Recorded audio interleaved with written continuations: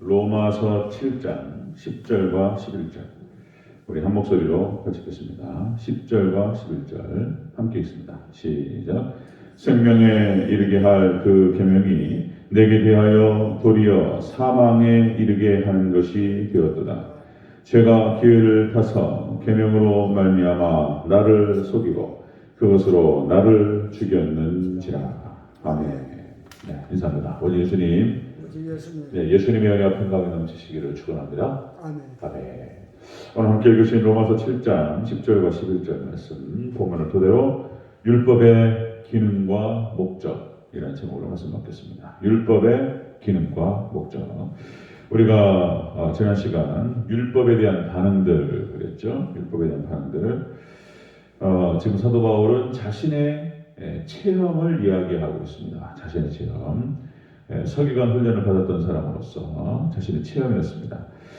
첫 번째로 율법을 깨닫지 못할 때는 율법의 정신과 율법의 영적인 부분에 대해서 깨닫지 못할 때에는 자신이 잘한다고 생각했습니다. 자신이 옳다고 생각했고 그리고 전혀 문제가 없다고 생각했다. 그런데 예수님을 만나고 율법의 그 정신과 율법의 영적인 부분을 깨닫게 됐을 때 자신이 죄인임을 깨닫게 되었다라고 하는 것입니다. 자, 그 다음에 세 번째로 자신의 절망적인 상태에 이르게 되었다. 자신은 죽었다. 이렇게 생각하게 됐다는 것입니다. 자, 율법의 기능과 목적 보면요. 율법이라고 하는 것은 하나님께서 자신을 드러내신 하나님의 성품을 드러내시고 이런 어떤 일반은 청색의 자연 만물을 통해서 하나님을 만났던 사람들이 영적으로 어두워지니까 하나님께서 율법을 통해서 내려오셨어요. 율법은 생명의 길이었습니다.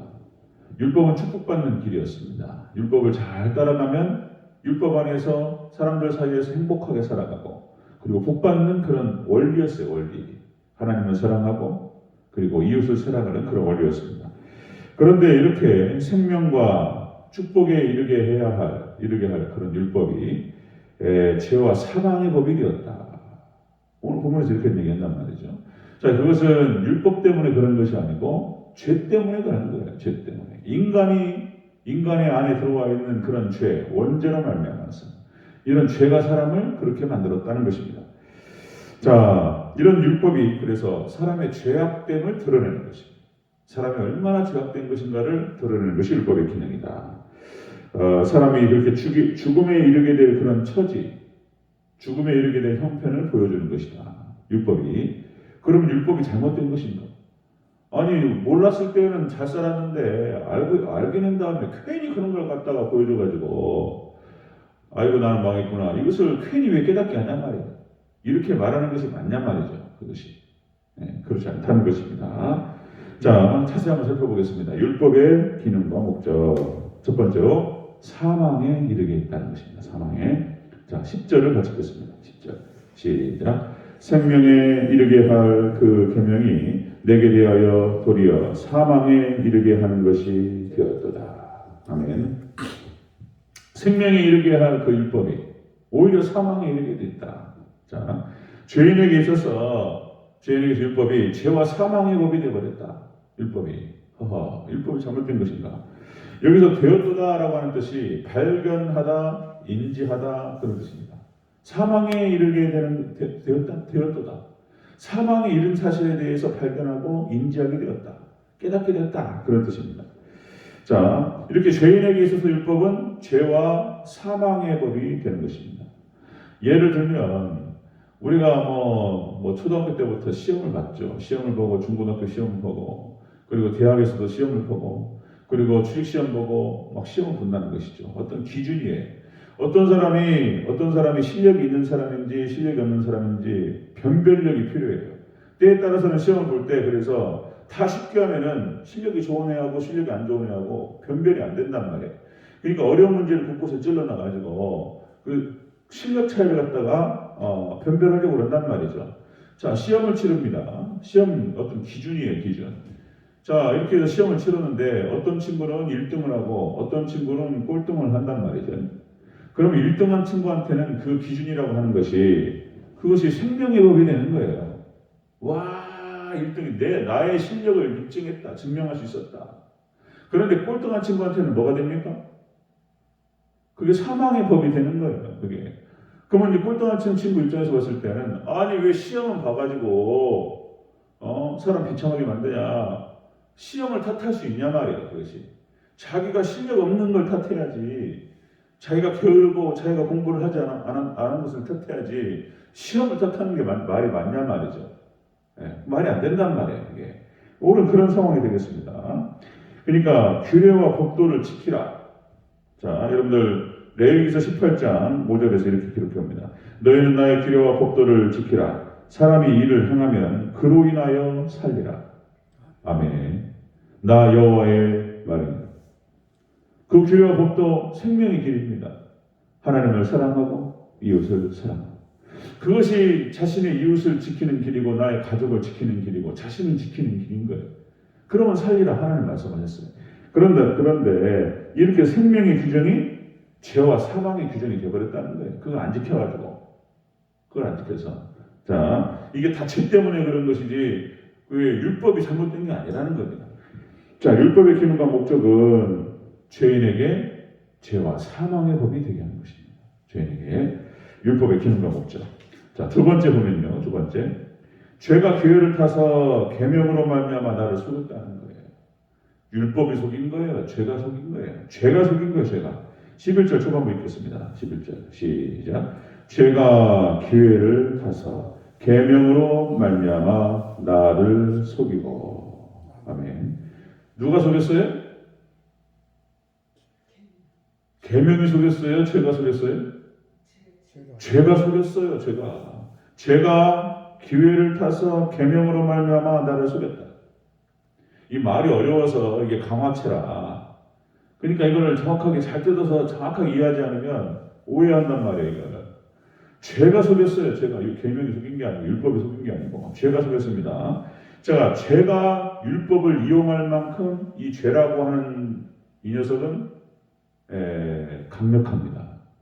그래가지고 사단 마귀. 하나님 다음으로 영적인 영물이에요. 영물. 이게 왕노릇합니다. 죄가 왕노릇하면서 이게 지배력이 있어요. 지배력이. 사람 속여요.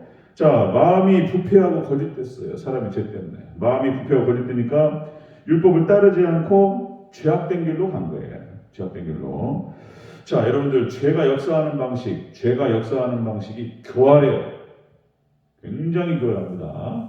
몇 가지만 제가 예를 들면 다시요. 아담과 하와 사람을 속입니다. 안 죽는다고 그래요. 죄가 딱 들어올 때 아주 멋있게 들어와요. 죄가 속입니다. 속임수를.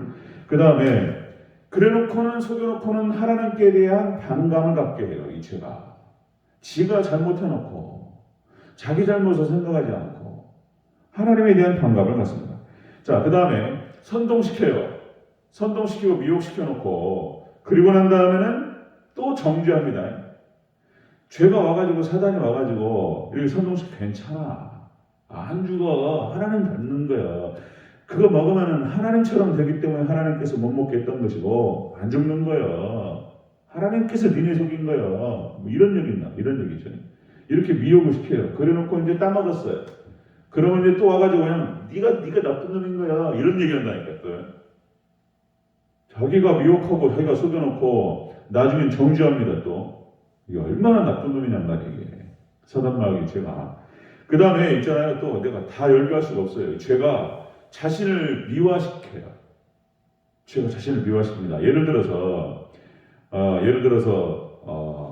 고속도로를 가게 되는데 말보로 담배 광고가 딱 있어요.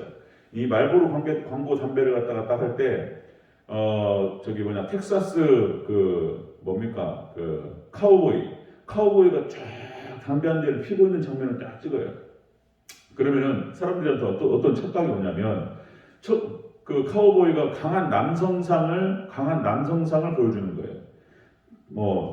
아주 백인 남자 막 단단하게 생긴 사람이 카우보이 딱 모자 쓰고 담배 딱 말보로 담배 피우고 있는 다리 딱 피고 있는 거 딱 보고 있으면 야 멋있다. 그러니까 담배가 그런 겁니까? 그 담배 피우면 그렇게 멋있게 됩니까? 아니란 말이에요. 사람을 현혹시키는 거예요. 지금 자신을 미화시킵니다. 죄가 그런 특성이 있어요. 괜찮은 것처럼 사람을 속여요. 미화시킵니다. 그 옆에 담배를 한 30년, 40년 피고 완전히 몸이 망가져버린 어떤 그 노인네를 갖다가 딱 찍어놓으면 누가 그거 하겠습니까? 그래서 법을 바꿨단 말이에요. 담배 저기 깍두가리에다가 막 그 아주 흉측한 그림들 그려놓는 걸로 그래도 펴요. 근데 그건 이제 그런 식입니다. 죄가 자신을 미화시켜요. 아주 교활합니다.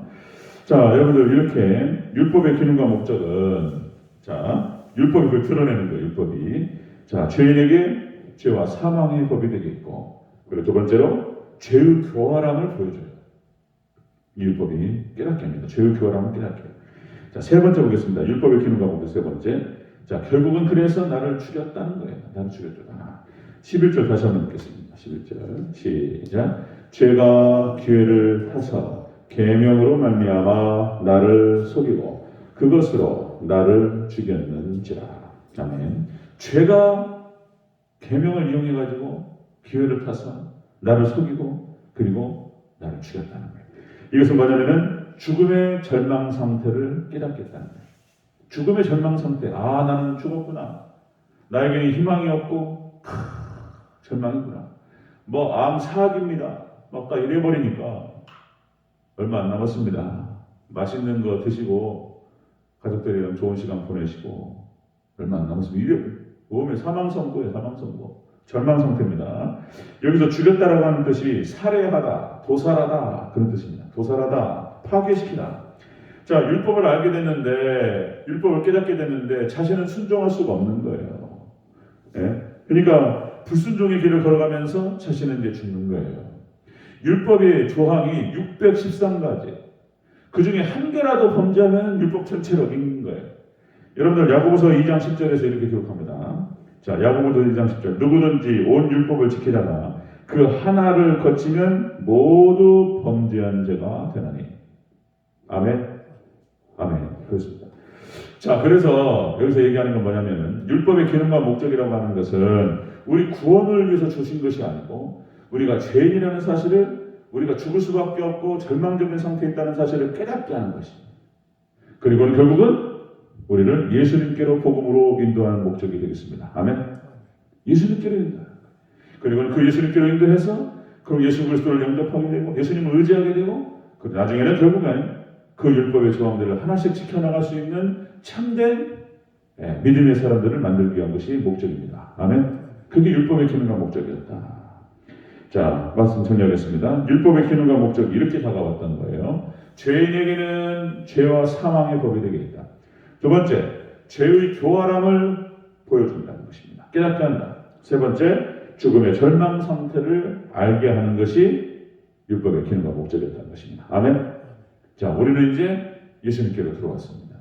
그래서 율법의 의미가 무엇인지를 깨닫고, 자, 우리는 오직 예수 그리스도의 복음을 붙들어야 될 줄로 믿습니다. 예수님 안에 들어온 사람은 그냥 천국을 얻는 거예요. 그 약속이 너무나 많기 때문에 여러분들 하나님의 약속은 반드시 성취되는 줄로 믿습니다. 맞습니다. 하나님의 약속의 말씀을 붙들고 여러분들 참된 기쁨과 평안 가운데 은혜 가운데 거하시기를 주의 이름으로 축원합니다. 아멘. 기도하겠습니다.